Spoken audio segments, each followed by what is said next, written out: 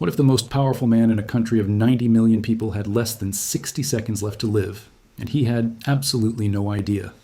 That is not a line from a thriller. That is exactly what happened on a Saturday morning in February 2026, inside a building its own leaders believed was untouchable. Before we go further, if stories like this pull you in, tap that like button right now. It genuinely helps this channel grow, and it takes less than a second.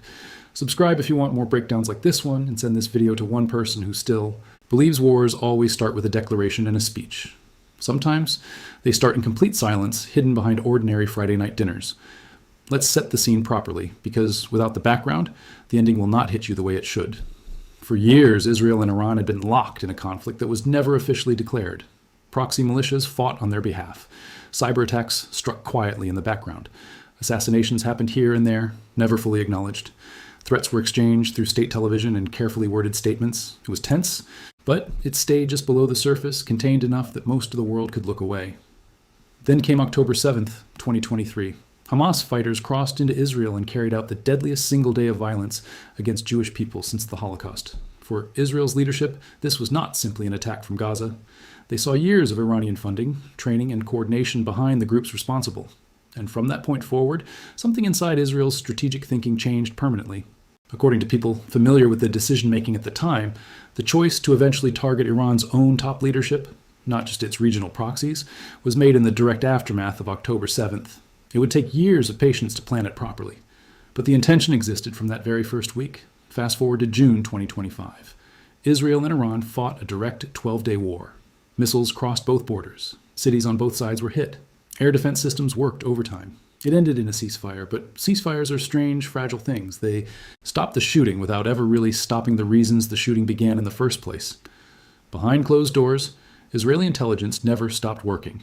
Behind closed doors, something far bigger than another round of missile exchanges was already being drawn up. By November 2025, the order had reportedly been given, not to prepare for another retaliation, not to wait for the next provocation, but to plan a first strike aimed squarely at the very top of Iran's chain of command. This was a different kind of war being designed, one that would not begin with tanks crossing a border, but with the instant removal of the people giving the orders. Here is where it gets almost unbelievable. While this operation was quietly taking shape behind the scenes, the surface of world diplomacy looked completely different. Iran and Oman were exchanging positive signals. Talks aimed at slowing down Iran's nuclear program appeared to be gaining momentum. Foreign ministers made hopeful public statements about a possible interim agreement. To almost anyone watching the news, war looked unlikely, maybe even avoidable. Behind closed doors in Israel, the calculation was entirely different, and the clock was already running. Then, on February 23rd, 2026, everything accelerated at once. Israeli intelligence received something extraordinary, a level of detail that rarely exists in real war planning. Confirmation that Iran's supreme leader, Ali Khamenei, would personally gather with his most senior officials at his own compound in central Tehran on February 28th. This was not a rumor picked up from a chatter of encrypted messages. This was a specific date, a specific building, and a guest list made up of the most powerful men inside the entire Iranian state, all confirmed to be in one place at one time. By February 26th, that intelligence had been independently verified. The window was now open, and everyone involved understood that it might never open again. Windows like this do not repeat themselves. Leaders who survive decades in power survive precisely because they rarely give their enemies a single predictable moment like this one. What followed next was one of the most tightly controlled deception operations in recent military history. Senior Israeli officers deliberately went home for a completely normal Friday night family dinner. Neighbors saw nothing unusual outside their windows. There were no visible convoys, no mobilizations, nothing that would suggest a war was about to begin within hours. Meanwhile, the actual commanders responsible for running the operation quietly slipped away in ordinary, unremarkable vehicles, heading toward secure command centers, completely invisible to anyone watching from the outside. Iran's leadership had no idea that the countdown had already begun, and that the men eating dinner peacefully with their families that night were the same men preparing to end an era before sunrise. On the morning of February 28th, 2026, the strikes began. In the first 12 hours alone, close to 900 targets were hit across Iran, launched from over 200 aircraft, striking roughly 500 separate locations in the opening wave. This was not a limited, symbolic operation. This was one of the largest coordinated military campaigns the Middle East had witnessed since the invasion of Iraq in 2003. The United States gave its portion of the operation the name Epic Fury. Israel called its part Roaring Lion, President Trump reportedly announced the strikes to the public through an 8-minute video posted online at 2 in the morning, bypassing a formal address to Congress beyond a required war powers notification and a private briefing to congressional leadership. Iran would later respond with an operation of its own, named True Promise 4. But in that very first moment, none of that mattered yet. What mattered most was one specific building in central Tehran. That building housed the offices of the Iranian presidency, the Supreme National Security Council, and the Supreme Leader's own administrative headquarters. It was considered one of the most secure addresses in the entire country. Khamenei had survived assassination plots before. He had outlasted 8 different American presidents during his time in power. He had led the Islamic Republic since 1989, guiding it through crushing economic sanctions, waves of mass protest, and 2 direct military confrontations with Israel. He believed, reasonably, based on decades of experience, that this particular building was safe. It was not. Israeli jets dropped a wave of precision munitions on the compound while Khamenei and his inner circle were reportedly gathered. Inside for that very meeting intelligence had pinpointed days earlier. In the space of under 1 single minute, roughly 40 of Iran's most senior military and security commanders were killed. Not across the span of a long battle, not over a drawn-out military campaign lasting weeks, in under 60 seconds. Let that sink in for a moment, because this is the detail that makes this operation so different from almost anything that came before it. Militaries have targeted individual leaders in the past. Assassinations of single generals, single ministers, single commanders have happened throughout modern history, usually spaced out, one at a time, over months or even years of patient planning. What happened here was different in both scale and speed. An entire command structure, gone, almost simultaneously, in the opening minute of a war that most of the world did not even realize had started yet. If details like this are the reason you keep watching videos like this one, do me a quick favor and smash that like button before you scroll any further. It costs you nothing, and it tells YouTube to put this in front of more people who would genuinely appreciate it. Now, let's get back into exactly what happened next. Confirmation of who exactly had died did not come all at once. In moments like this, militaries rarely announce everything immediately, partly out of caution, partly because verifying a death through intelligence takes time. Instead, names emerged gradually over the following days as assessments were carefully checked and rechecked. Among the confirmed dead was Major General Abdul Rahim Mousavi, Chief of Staff of Iran's entire armed forces. Mousavi was not a minor figure sitting somewhere in the background. He had personally taken over that exact position after his predecessor, Mohammad Bagheri, was killed during the earlier June 2025 war. Mousavi had spent his entire career climbing steadily through Iran's military structure, eventually overseeing the delicate coordination between the country's regular army and its Revolutionary Guard. According to Israeli military statements released afterward, he was also directly linked to the missile attacks Iran launched at Israel during that previous round of fighting, attacks that killed Israeli civilians and were still fresh in the public memory. Also killed was Mohammad Pakpour, Commander-in-Chief of the Islamic Revolutionary Guard Corps, widely known simply as the IRGC. This is one of the most powerful institutions inside Iran, arguably more influential in daily life than the regular military itself. It does not just fight wars. It controls large portions of Iran's missile program, oversees its regional proxy network stretching across Lebanon, Syria, Iraq, and Yemen, and functions almost like a parallel state operating inside the official one. Losing its top commander in the opening minute of the war was not just a military setback. It was a structural shock to the entire system Iran had spent decades building in order to project power far beyond its own borders.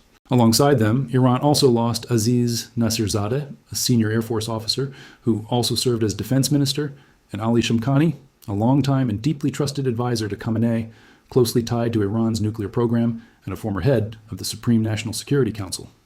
Israeli assessments describe Khamenei's death as one of the most confidently confirmed of the entire opening strike, based on separate and independent intelligence reporting rather than just satellite imagery. And then there was the biggest question hanging over everything else. Was Khamenei himself among the dead? For hours, nobody could say with full certainty. Israeli broadcasters reported growing indications that he had been killed based not only on satellite images showing his compound reduced to rubble, but on separate human intelligence sourcing that Israeli officials treated as far more reliable than imagery alone. At first, officials would only confirm that he had been, at the very least, seriously injured. Iranian state media insisted publicly that he was alive, continuing to do so for hours after. According to later reporting, his body had already been identified by those closest to the operation. Eventually, the truth became undeniable and impossible to keep hidden any longer. Ali Khamenei, Iran's supreme leader for 36 years, was dead, killed not somewhere on a distant battlefield, but sitting inside a building he had trusted completely to keep him safe, surrounded by the very people who were supposed to guarantee the survival of everything he had built. Iran's government confirmed his death shortly afterward and declared 40 days of national mourning across the country. Think about the sheer weight of that title for a moment, Supreme Leader. Not president, not prime minister. A position that combined religious authority, military command, and near total political control into a single human being. Khamenei was not just a head of state that could be replaced through an election or a transition process laid out in advance. He was, in the eyes of millions, something closer to the final word on nearly every major decision the country made. Removing him instantly did not just remove one official from an org chart. It removed the center of gravity that an entire political and religious system had been built around for 36 years. Now here is where this story becomes deeply human, and honestly uncomfortable in the best possible way for us to sit with, because the reaction inside Iran was not simple. It was not one united wave of grief sweeping across the nation. Just weeks earlier, in January 2026, Iran had experienced the most widespread anti-government protests the country had seen in decades. The regime's response to those protests was brutal. Tens of thousands of protesters were reportedly killed in a violent crackdown that shook Iranian society to its core and left deep, unhealed wounds in almost every major city. So when news of Khamenei's death spread just weeks later, some Iranians did not mourn at all. They stepped outside and celebrated openly in the streets. For them, this was not the loss of a beloved leader. It was the end of the man they blamed for decades of repression, for the crushing of the 2009 Green Movement, for the suppression of the woman, life, freedom protests, and now, most recently and most painfully, for the bloodshed of January. At the very same time, in the very same cities, others in Iran genuinely grieved. To them, Khamenei represented stability, religious authority, and decades of resistance against outside pressure.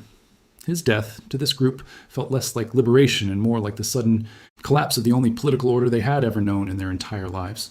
Two completely different emotional realities, unfolding on the same streets because of the exact same event, at the exact same moment. That contrast alone tells you everything about how complicated and how deeply personal this moment truly was for ordinary Iranians who had nothing to do with the decision-making at the top. We're a bit past the halfway point now, so if you're still here, I want you to try something a little different this time. Instead of just liking this video, leave one single word in the comments describing how this story makes you feel right now. Just one word. I actually read through these, and I genuinely want to see how differently people are reacting to something this heavy. So what happened after that opening strike? Because this was never a one-day event. This was only the beginning of what analysts now refer to as the 2026 Iran War, sometimes also called the Ramadan War. Iran, despite losing much of its top leadership in a single minute, did not simply collapse or surrender. Within days, it launched its own retaliation, firing waves of ballistic missiles toward Israeli territory, missiles that killed Israeli civilians and damaged residential buildings, including apartment complexes in Tel Aviv. Israel, in turn, said it had already dismantled a large portion of Iran's air defense systems across the western and central parts of the country, describing it as part of a broader effort to gain full aerial control over the skies above Tehran itself. The conflict did not stay contained to just Israel and Iran either. Hezbollah, Iran's most powerful regional proxy, based across the border in Lebanon, eventually joined the fighting in March 2026, deeply worried about what a collapsing Iranian regime would mean for its own future survival. Israeli forces later moved to occupy parts of southern Lebanon, as the broader conflict widened well beyond its original borders. Casualties mounted on multiple sides, including hundreds of Israeli soldiers reported wounded during ground operations inside Lebanon in the weeks that followed. Meanwhile, back inside Iran, the sudden loss of leadership triggered something historians and regional analysts started referring to as a shift into what some now call a Third Islamic Republic. To understand why that phrase actually matters, you first have to understand Iran's own internal political timeline. The First Republic existed from the 1979 revolution all the way until the death of its founder, Ayatollah Khamenei. The Second Republic was the long era of Khamenei himself, stretching from 1989 all the way to his sudden death in the opening strike of this new war. Now, with that entire structure suddenly gone in an instant, Iran was being forced into an undefined new chapter, one that many analysts believe will likely be shaped more by military and security figures than by the kind of religious authority that had defined the country for nearly half a century before. Even in the middle of active war, Iran continued trying to rebuild what it had lost almost immediately. Reports later suggested that damaged missile facilities, underground bunkers, and storage warehouses were already being repaired, even while fighting continued elsewhere in the country. Some assessments suggested that without a lasting agreement limiting its missile stockpiles going forward, Iran could realistically rebuild thousands of ballistic missiles again within just a few years of dedicated effort.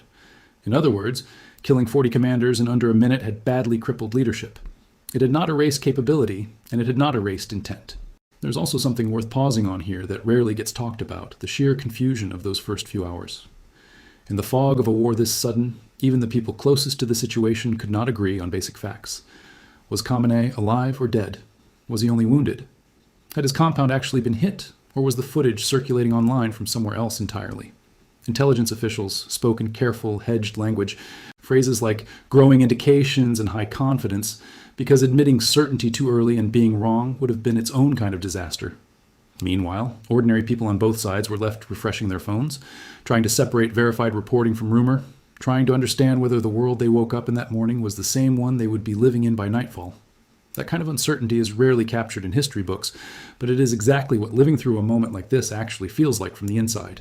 Global reaction arrived almost as quickly as the strikes themselves. Oil markets reacted within hours, prices swinging as traders tried to price in the risk of a wider regional war. Governments across the Middle East issued careful, measured statements, most avoiding taking a firm public side while quietly reassessing their own security postures. Around the world, people scrolling through their phones were confronted with a strange kind of whiplash, watching a supreme leader, who had ruled for 36 years, be reduced, within hours, to a trending topic and a stream of conflicting headlines. This is the part of the story that deserves real reflection, because it genuinely changes how we should think about modern warfare going forward. But for most of history, wars were fought and remembered through territory, land gained or lost mile by mile, city by city, over years of grinding conflict. What happened here represents something fundamentally different, a war that opened not by taking ground at all, but by removing an entire layer of human leadership almost instantly, before most soldiers on either side had even been mobilized. It raises a genuinely unsettling question about the future of conflict everywhere in the world, not just in the Middle East. If intelligence agencies can track a leader's exact location, exact daily schedule, and exact meeting room with this level of precision, is any command structure anywhere in the world truly safe anymore? Has leadership itself quietly become a vulnerability, a single point of failure that a patient enemy with enough time and enough intelligence can simply erase in the opening seconds of a war, long before the public even understands that fighting has started? There is historical precedent for targeted killings changing the course of a conflict, from single high-value strikes in past decades to smaller decapitation operations elsewhere in the region. But nothing on record matches this specific combination. Dozens of senior officials, gathered in one place, eliminated together inside a single minute at the very start of a war rather than somewhere in the middle of one. Military historians will likely study this operation for decades, not just for what it destroyed, but for what it proved was now technically possible. Think back to earlier. Smaller strikes against individual Iranian commanders in years past, moments that made global headlines on their own at the time and were treated as major escalations in the region. Compare that to 40 senior officials removed at once, in the same room, in the same minute. What used to be considered a rare and enormous escalation on its own has now become just the opening line of a much longer story. That shift in scale is not a small detail. It fundamentally changes how future adversaries will think about protecting their own leadership, and it changes how future wars might realistically begin, not with troops crossing a border in the morning light, but with a single, quiet strike on a single, quiet room. There is also the question of what comes after removing an entire generation of leadership all at once. In many organizations, militaries included, authority does not simply transfer smoothly to the next person in line the moment the top leader disappears. There is confusion. There is competition. There are officers suddenly promoted into roles they never expected to hold, making high-stakes decisions without the experience or the trusted relationships their predecessors had spent decades building. Some analysts argue that this kind of leadership vacuum can make a country more unpredictable, and in some cases, more dangerous in the short term, precisely because nobody left standing has the full picture or the full authority to make calm, coordinated decisions. Before we close this out, one more quick thing. If you've made it this far, you clearly care about actually understanding events like this properly, rather than just reacting to headlines scrolling past on a phone screen. So do me one small favor, hit subscribe and turn on notifications, because there's a lot more unfolding from this war that most channels are not explaining clearly or calmly. I want you to hear it here first, without the noise. Let's bring this all together now. On one single morning in February 2026, decades of unresolved tension collapsed into 60 seconds. Months of quiet planning, patient intelligence gathering, deliberate deception, and precise timing all converged on one building in central Tehran. 40 of Iran's most senior commanders, along with the man who had led the country for 36 uninterrupted years, were gone almost before most of the world even realized a war had begun at all. But here is what stays with me the most, even after everything we've just gone through together. This was never really about the number 40. Numbers are easy to say out loud and even easier to forget the moment we move on to the next headline.